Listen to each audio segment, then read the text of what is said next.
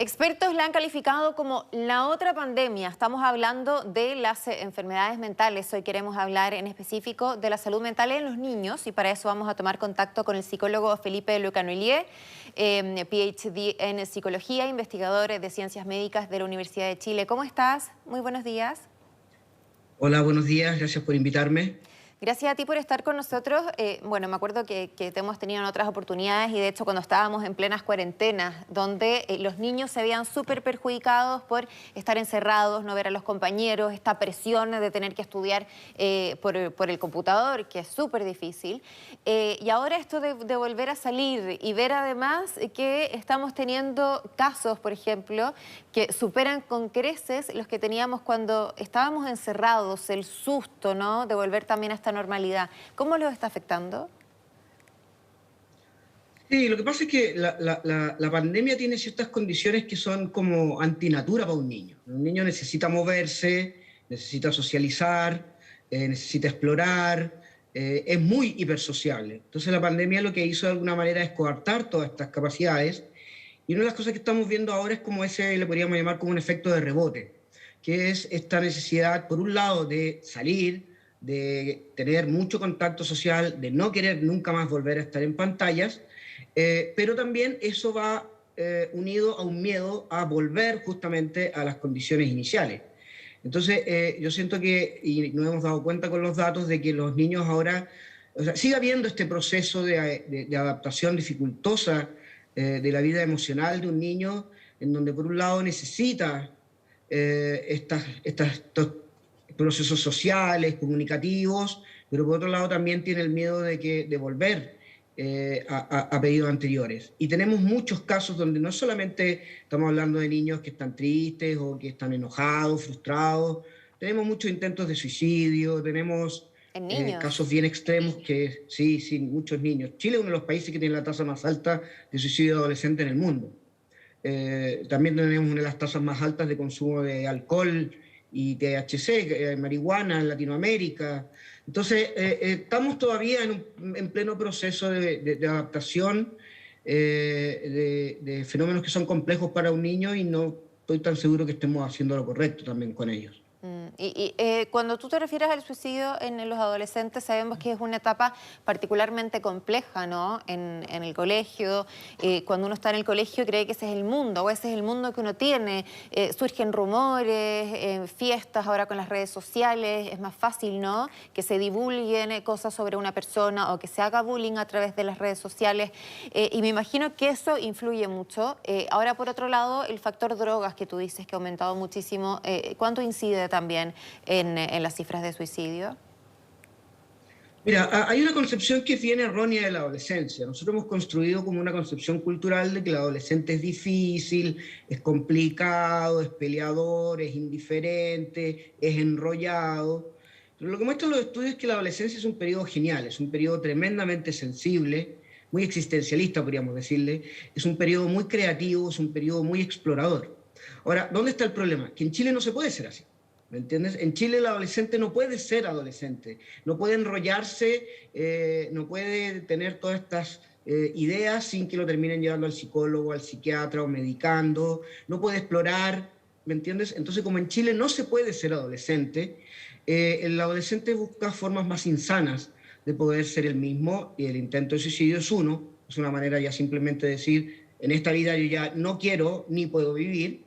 Y las drogas también tienen ese efecto de como distraer, ¿me entiendes? Es decir, no puedo ser yo mismo, no puedo ser sociable, no puedo ser así, entonces al estar alcoholizado, drogado, eso me ayuda.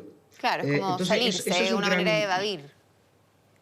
Claro, es decir, nosotros vivimos en una sociedad que siempre de alguna manera, y tenemos muchos datos que lo hemos demostrado, nosotros coartamos la infancia. Nosotros vivimos en una sociedad que literalmente coarta, los niños no pueden ser niños en Chile, los adolescentes no pueden ser adolescentes en Chile, y tienen que buscar estas formas mucho más insanas de Pero, poder pero, ¿y por, explorar. pero ¿por qué no se puede ser Sí, niño? ¿Por qué no se puede hacer adolescente? ¿En qué sentido no lo estamos dejando explorar, por ejemplo? mira, nosotros tenemos 4 grandes estudios donde nos comparamos con varios países en varias variables, y una de las variables del último estudio fue la crianza. Y en 14 países Chile aparece como el país más prohibitivo de todos. ¿Qué significa eso? Nosotros a los niños no les queremos, no los criamos, sino que los controlamos. Es decir, la crianza chilena en general es una crianza que está basada en no hagas esto, quédate tranquilo, pórtate bien, no grites, no le pegues al hermano. Es siempre una crianza que por un lado está basada en buscar el control absoluto de la conducta del niño y a su vez salimos como el país que menos conversa, menos juega y menos considera la opinión o la validez de las emociones del niño. Entonces, si a ti desde el nacimiento siempre te están controlando que no hagas esto, que no hagas esto otro, llega un momento en donde explotas. Y lo que nosotros planteamos es que esa explosión ocurre en la adolescencia. El adolescente ya no quiere más prohibición, no quiere más castigo, no quiere más gritos, no quiere más sobreexigencia y busca esto, como dijimos, estas formas tremendamente insanas de tratar de seguir viviendo, sea a través de la droga, el alcohol o simplemente a través del abdicar Claro. de la vida y decir ya no más esta vida. Hay mamás Entonces, o eso lo papás hace muy complejo. que hablan mucho de que el niño o el adolescente es inmadura o es inmaduro, y esa es la etapa para hacerlo, ¿no? Efectivamente, y son etapas que hay que ir quemando, que hay que ir viviendo. Uno va a ser adulto la mayor parte de su vida, digamos. Pero mira, los estudios nos muestran eso. El adolescente no es un ser inmaduro. Quizás un niño de 2 años podríamos llamar que es un niño inmaduro. El adolescente, ya los estudios muestran claramente que es un ser mucho más empático, es un ser que tiene mucho más claridad de por qué estamos vivos, que tiene mucho más claridad sobre la política, la mentira y el control del poder detrás de la política. No es un ser inmaduro, todo lo contrario, por su evolución es un ser tremendamente maduro, muy clever, nosotros le llamamos muy mentalizador, muy empático, pero eso acá no se permite. Eso se termina criticando, retando. ¿Y cómo los afecta Sí. cuando grande? Cuando de hecho te coartan, por ejemplo, esos sentimientos, que no llores, pero ¿por qué te afecta tanto esto? Que lo mismo de madurar, que tienes que madurar, que tienes que crecer, que tienes que ser más como tu hermano grande, no como tu hermano chico, qué sé yo. ¿Cómo los termina marcando finalmente no solo en la adolescencia, sino en la vida adulta? Sí, muy buena pregunta. Nosotros lo que hemos descubierto, y la vamos a llamar así como la cuarta ola, que es todas las consecuencias de todo esto que estamos hablando de los adultos, es que nosotros, el adulto chileno es un adulto muy controlado, muy obediente, excesivamente trabajador, somos muy deprimidos, muy depresivos, tenemos una de las tasas más altas de depresión en el mundo, pero sobre todo el adulto es una persona que ya se rinde. ¿Qué significa que se rinde? Que por lo menos el adolescente está luchando, ok, de manera insana, drogas, como tú quieras, pero el adulto se rinde. ¿Y cómo se rinde? Ya simplemente asumiendo que la vida es así, que la vida es trabajo, que la vida es difícil, que no hay nada que cambiar porque los políticos no hacen bien las cosas. Entonces se vuelve una persona como media depresiva, asumiendo que un dictum bien simple y es, bueno, así son las cosas, así es la vida, ¿qué le vamos a hacer? Entonces el adulto como que se rinde en todo este proceso y se vuelve, lo llamo como un autómata. Tú sabes que los estudios muestran que en general los adultos, desde que empezamos a trabajar hasta que nos jubilamos, el 80% de nuestra vida consiste en dos cosas muy simples: dormir y trabajar. Sí. Esa es la existencia en esta sociedad moderna. Entonces, el adulto en esta cuarta ola es más triste porque es una persona que ya se rindió. Se rindió, no hay nada que se puede cambiar, la vida es trabajo, la vida es dura, y ahí yo creo que eso se asocia mucho a estados depresivos como muy intensos. Y cuando hablamos de depresión, lo asociamos mucho a la adultez, pero ¿puede haber depresión en niños en edades tempranas y cómo se manifiesta? Sí, los estudios que nosotros tenemos son de niños de 1 a 5 años. Súper chico. Y Chile salió, en el estudio más grande de 24 países, Chile salió con la tasa más alta de niveles de depresión en niños de 1 a 5 años. La depresión existe desde el nacimiento, o sea, es verdad lo que dices tú, se piensa que es desde la adultez. No, hay muchos niños deprimidos en Chile. ¿Y cómo lo Y somos podemos de los más deprimidos. Claro, ¿cómo lo podemos detectar? Porque si tú dices, o sea, alguien puede nacer así, o sea, sí, claro, por ejemplo, alguien que nace con depresión endógena, pero ¿cómo lo vemos en un niño? Muchas veces se expresan, dicen cosas que quizás por ahí antes los papás no enganchaban mucho, ¿no? Los niños antes eran como que se sentaban en la mesa de los niños, no se les involucraba en las conversaciones adultas. Sin embargo, por suerte ha cambiado un poco la cosa. Mm. Sí, mira, lo que pasa es que ahí hay un tema que es un poquito complejo, porque pasa lo siguiente. Lo que nosotros encontramos en nuestro estudio es que al chileno le gusta el niño tranquilito, bien comportado, Mm. obediente, que no se mueve, que no pelea, ¿me entiendes? Que hace caso en todo. Y eso puede ser un niño deprimido, ¿ves? Entonces ahí es donde entramos en esta paradoja en donde puede ser que el prototipo del adulto, del padre o madre chilena, de lo que es un buen niño, en verdad puede ser un niño que está deprimido. Porque un niño chiquitito no es un niño que no es normal que esté tranquilo, no es normal que haga caso, no es normal que no haga pataleta, no es normal que alegue. Entonces, eso es lo que nos complica en Chile, que a veces el modelo de niño ideal, en el fondo, sea el modelo de un niño deprimido. Y eso nos hace mucho más difíciles que los papás puedan como identificar cuando sus hijos están deprimidos. Porque los papás te dicen, pero si no, si está muy tranquilo, si no alega, él hace caso, siempre está solito, le gusta estar siempre solo en su pieza, bueno, es probable que esté deprimido. Pero acá en Chile nosotros tenemos este acervo cultural de que ese es el buen niño, el niño bien comportado. Entonces eso nos hace mucho más difícil la detección de la depresión en edades tempranas. Mm. Y en la adolescencia, ¿qué tan importante es el sentido de pertenencia? Tú hablabas de la exploración. Por ejemplo, se habla esto de los adolescentes que se identifican como otaku, ¿no? Este término que comenzó en Japón, donde tienen ciertas aficiones importantes, donde las redes sociales les permiten también generar estas comunidades.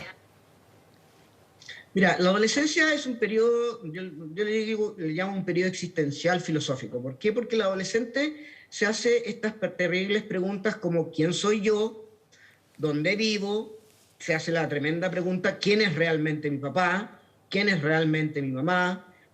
¿Es realmente mi familia tan feliz como parece? Entonces empieza en todo un proceso como bien filosófico de reflexionar sobre los porqués de la existencia, ¿ya? Y en ese proceso, obviamente que empieza a buscar el más importante y es quién soy yo en este mundo. Y lo que tú mencionas de los otakus o la orientación sexual, tiene que ver en el fondo con una búsqueda que es súper casi biológica y es quién soy yo a través de la vida, cómo me defino a mí mismo y cómo me definen los otros. Ahora, tú pusiste un tema que es súper importante porque ahí las redes sociales se vuelven tremendamente tóxicas. Porque en las redes sociales uno puede ser cualquiera. ¿Me entiendes? Yo puedo ser el que quiera, yo puedo ser el que... yo puedo estar deprimido, pero puedo subir puras fotos felices y yo muestro esta faceta del ser feliz, pero en el fondo estoy deprimido. O vemos que todo el mundo es Entonces, feliz, que es falsamente feliz, justamente por eso mismo, y entonces nosotros nos deprimimos más. absolutamente. Las redes sociales generan este efecto de que como que le llamamos como yo le llamo como que a la autoridad de la imagen. Es decir, yo en las redes sociales puedo ser el que yo quiera, aunque yo no sea así.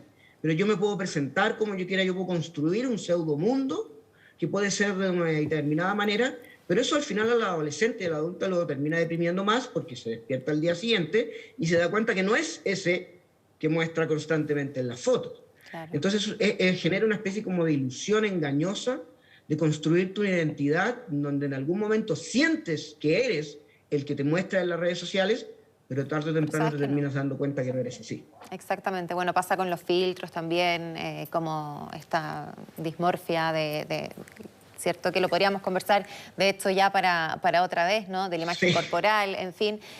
Ahora, para sí. terminar, hay mucho desafío en salud mental en nuestro país, estamos súper al debe. ¿Qué te parece lo que has podido conocer del programa del presidente electo en ese sentido? ¿Cómo se va a enfocar, la importancia que se va a dar a los niños también y a los diferentes programas, ¿no? De salud mental para los chilenos, tantos chilenos no diagnosticados o que no pueden seguir un tratamiento en nuestro país? Sí, mira, yo los leí todos y claramente el de Boric era el que le puso el acento más fuerte y potente a la infancia, a diferencia de los otros programas. Creo que en el programa de Boric hay varios temas. Primero, el tema del autismo, ¿ya? O sea, el autismo no es un trastorno. El autismo simplemente es una condición diferente de vivir y experimentar y percibir el mundo. Entonces creo que hay un tema. Segundo, la modificación urgente a este mejor niñez, que en el fondo es exactamente lo mismo que el Sename, Sí. comete los mismos errores. Entonces siento en el programa de Boric un foco en la infancia que espero que se cumpla, porque tal como tú dices, nosotros las políticas públicas de infancia en Chile no son para los niños, no son por los niños y no son para los niños. De todas Nunca hemos maneras. hecho políticas de infancia realmente que tengan que ver con su bienestar. Nuestras políticas de infancia más bien son políticas que nosotros le imponemos a los niños lo que a los adultos nos conviene. Por ejemplo, el famoso SIMS, ¿me entiende? La famosa nota, el estar 36 horas a la semana en clase, El el tener una exitismo, educación que es literalmente opuesta a la educación que deberíamos tener.